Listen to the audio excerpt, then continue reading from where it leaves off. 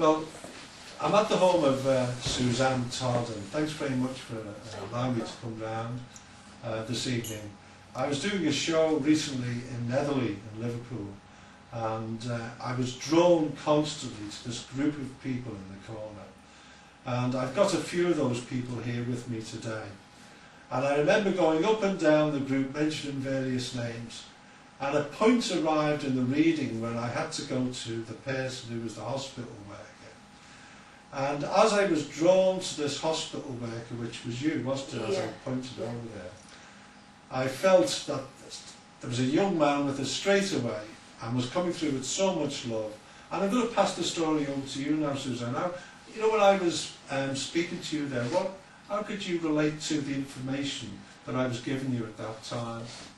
It was just so precise. I mean, you said well, before you actually came to me about the NHS, about the working for the NHS, you said the name of my door, and you mentioned about a bedroom being empty, which I just emptied my little boy's bedroom, and about spending a lot of time in Alderey, which I do with my little boy anyway. He has pneumonia quite often.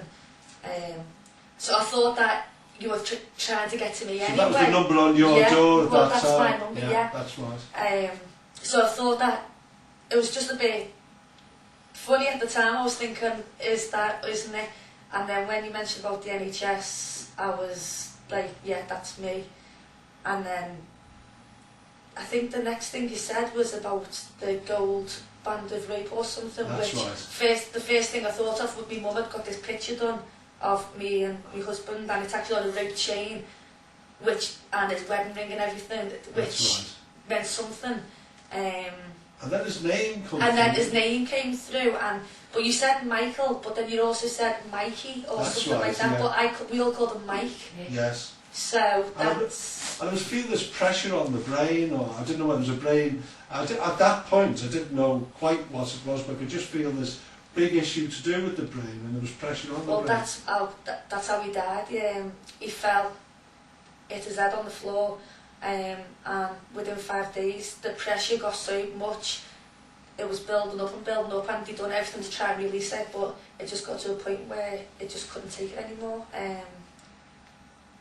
And whether it was because he was unconscious, he was lying down, but his whole body started to shut down. You've actually said to me it was the brain injury that caused his death. Well, I know when I came even this evening, and I was just starting to talk to you, we were just going through what happened that night, and I felt like my left cheek was being pushed over here, and you could, as though I'd received a blow here, that's where and you could relate to that, couldn't you? Because he'd actually been attacked, and where he got hit, he'd actually broke his cheekbone and his eye socket. And I can actually, where he got hit, his whole face went over, and he was just totally knocked out before he hit the floor.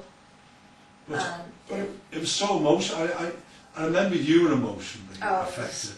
I don't know if you remember, I was on the stage and I was getting choked up, you know. For a moment there, I thought I was going to start blood, which you don't do as a medium. I could feel the emotion.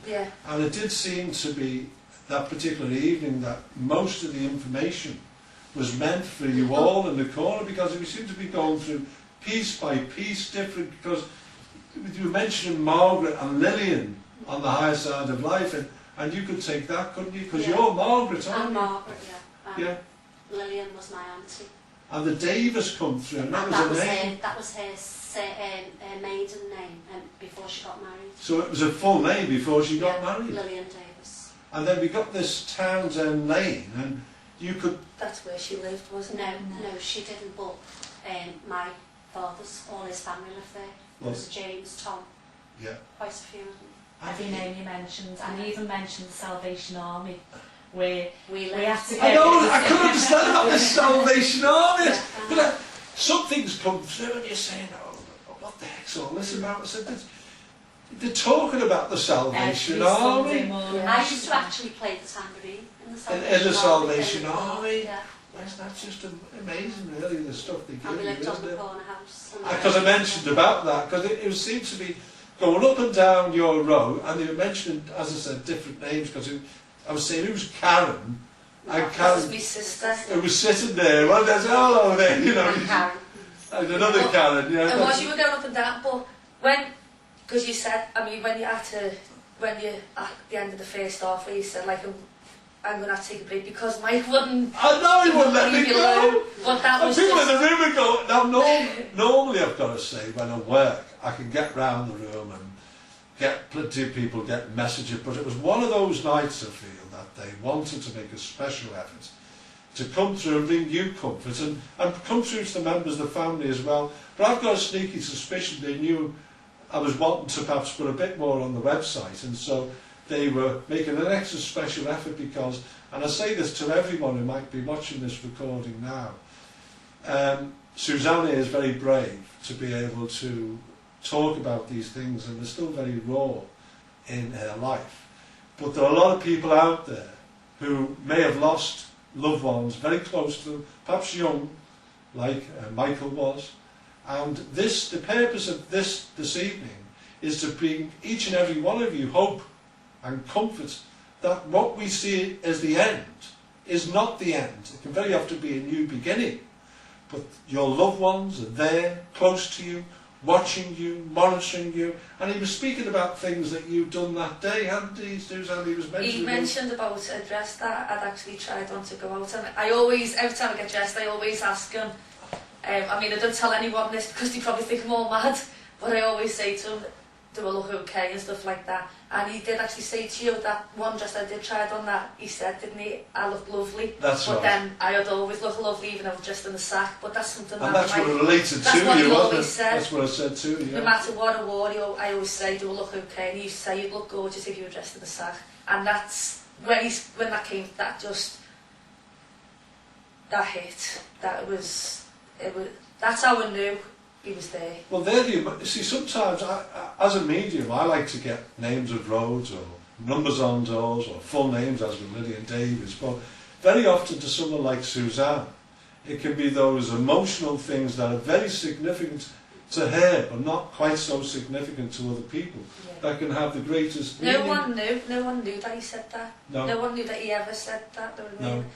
And for you to say that, it was as if Mike had just actually said it again.